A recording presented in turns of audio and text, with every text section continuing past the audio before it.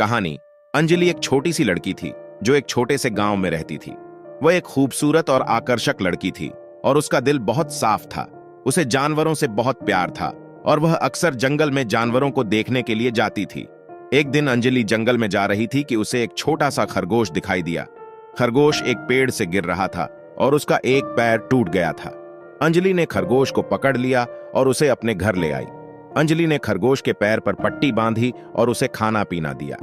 खरगोश ने अंजलि की देखभाल में जल्द ही ठीक हो जाना शुरू कर दिया।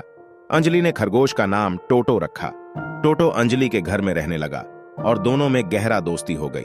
अंजलि टोटो को अपने हाथ से खाना खिलाती थी और टोटो अंजलि की गोद में बैठकर उसकी कहानियां सुनाई करता था।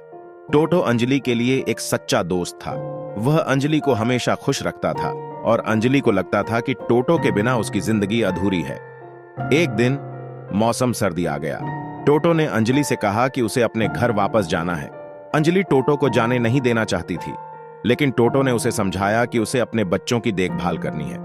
अंजलि ने टोटो को अलविदा कहा और टोटो जंगल की तरफ चला गया। अंजलि टोटो को देखती रही, ये सोचकर कि वह उसे कभी नहीं भूलेगी। बस कुछ दिनों में अंजलि को टोटो की बहुत याद आने लगी। वह टोटो के साथ बिताए गए दिनों को याद करती थी और वह टोटो से मिलने के लिए बेचैन थी।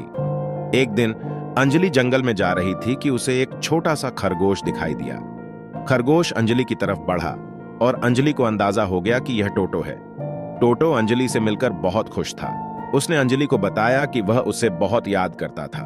अंजलि और टोटो एक दूसरे को गले लगाकर रोने लगे। अंजलि ने टोटो को अपने घर ले आई और टोटो दोबारा अंजलि के साथ रहने लगा। अंजलि और टोटो की दोस्ती हमेशा के लिए कायम रही। निष्कर्ष, यह कहानी सच्ची दोस्ती की कहानी है।